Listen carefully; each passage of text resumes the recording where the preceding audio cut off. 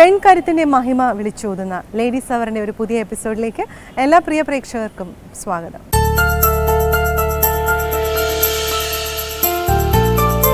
എൻ്റെ പേര് ഉഷാ മോഹനൻ. വീട് പറൂരാണ്. കുട്ടികളൊക്കെ വലുതായി, എല്ലാം ഒരു ഇതായപ്പോൾ എനിക്ക് അങ്ങനെ ഡാൻസിനോടൊരു ഇത് തോന്നി. അപ്പോൾ അങ്ങനെ ഡാൻസ് പഠിക്കാം എന്നങ്ങനെ വിചാരിച്ച് ആണ്. അപ്പം അങ്ങനെ ഒരു ഇങ്ങനെ ചോദിച്ചപ്പോൾ ധരണിയിലെ കാര്യം പറഞ്ഞു. അപ്പം അങ്ങനെയാണ് ധരണിയിലേക്ക് ഞാൻ ചെല്ലണത്. അപ്പം ഞാൻ ആൻറ്റിയോട് ചോദിച്ചപ്പോൾ ഇങ്ങനെ പറഞ്ഞു, ഇങ്ങനെ പഠിക്കാം, ഇൻട്രസ്റ്റ് ഉണ്ടെങ്കിൽ ഓക്കെ പഠിക്കാമെന്ന് പറഞ്ഞു. അവിടെ നിന്ന് ഞാൻ സ്റ്റാർട്ട് ചെയ്യണത്.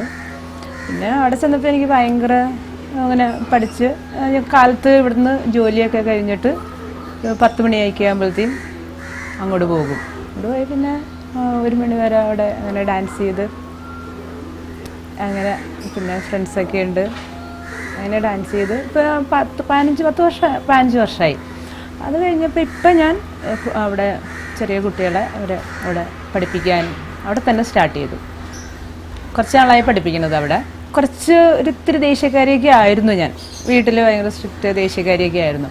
അപ്പോൾ ഇങ്ങനെ ഡാൻസ് പഠിക്കാനായിട്ട് ചെന്നതിന് ശേഷം എനിക്ക് പോലും അറിയാതെ ഞാൻ ശരിക്കും ഭയങ്കരമായിട്ട് അങ്ങ് മാറിപ്പോയി. കാരണം ഇപ്പം നമുക്ക് വീട്ടിലെ ജോലി ചെയ്തു, ധരണിയിലേക്ക് ഓടിപ്പോവുക, അവിടെ പോയിട്ട് പഠിക്കുക, അതൊക്കെ ആയപ്പോഴത്തേക്കും മൊത്തത്തിൽ നമ്മളങ്ങ് മാറി. അപ്പം കുട്ടികൾ തന്നെ പറയും, നമ്മൾ ക്ലാസ്സിൽ ഒരു ദിവസം ക്ലാസ്സിൽ പോയില്ലെങ്കിൽ തന്നെ അവർ ചോദിക്കും, ഇന്നെന്താ ക്ലാസ്സിൽ പോകണില്ലേ അമ്മ? കാരണം വെച്ചാൽ ഞാൻ മൊത്തത്തിൽ അങ്ങോട്ട് ആ ഒരു ഡാൻസിനോടുള്ള ഇഷ്ടം കാരണം ഭയങ്കര, സത്യം പറഞ്ഞാൽ ഭയങ്കര ചേഞ്ചായിരുന്നു എനിക്ക്.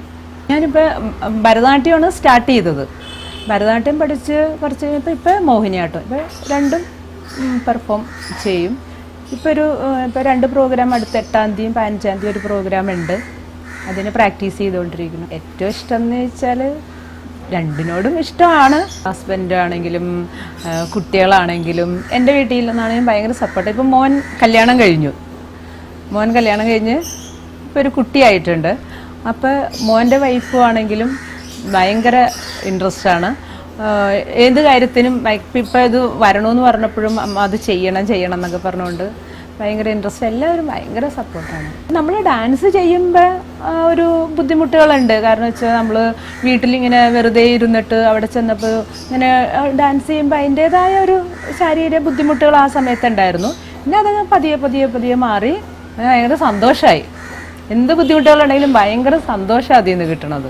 ഞാനിപ്പോൾ ഇവിടെ നിന്ന് ചില കാലത്ത് ജോലി, നമുക്ക് വീട്ടിൽ ജോലികളൊക്കെ അതൊക്കെ എടുത്ത് അതിനോട് പണ്ടൊക്കെയെന്ന് വെച്ചാൽ ഇത് ചെയ്യണമല്ലോ ജോലി എന്നും പറഞ്ഞിട്ടാണ് നമ്മൾ ചെയ്യണത്. ഇതിപ്പോൾ അങ്ങനെയല്ല, ചെയ്ത് കഴിഞ്ഞിട്ട് നമുക്ക് അവിടെ പോയിട്ട് ഡാൻസ് ചെയ്യാമല്ലോ, ആ ഒരു ഇതിനകത്ത് ഭയങ്കര ജോലി വേഗം ധൃതിക്കെല്ലാം ചെയ്യും.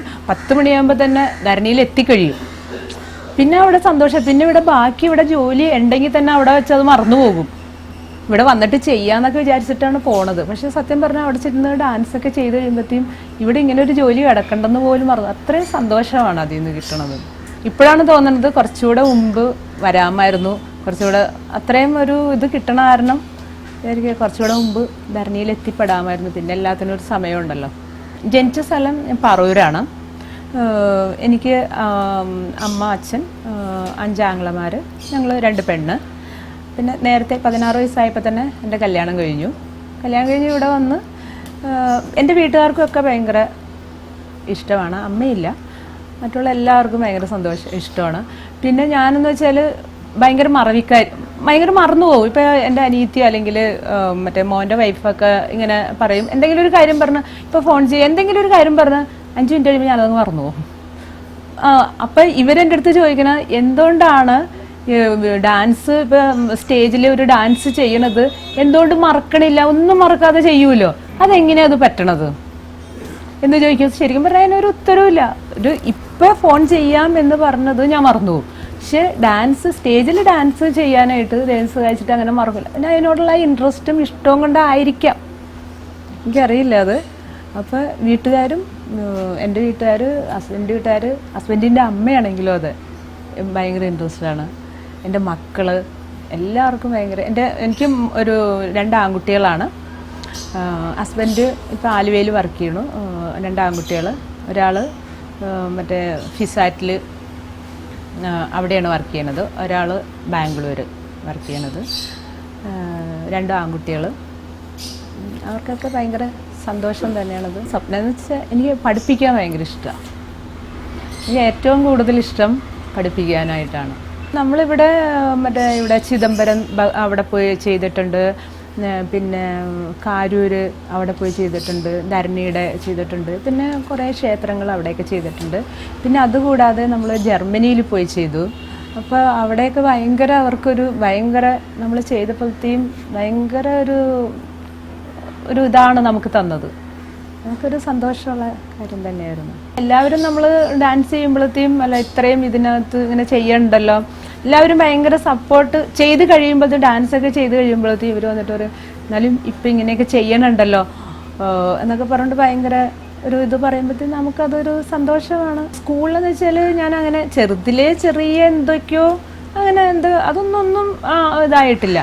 പിന്നെ വീട്ടിൽ അങ്ങനെ ഒന്ന് പഠിപ്പിക്കുക ചെറുതിലൊന്നും അങ്ങനെ നമ്മളൊരു ചെറിയ ഗ്രാമപ്രദേശം, അപ്പോൾ അവിടെ അങ്ങനെ ഒരു സൗകര്യമൊന്നും ഉണ്ടായിരുന്നില്ല.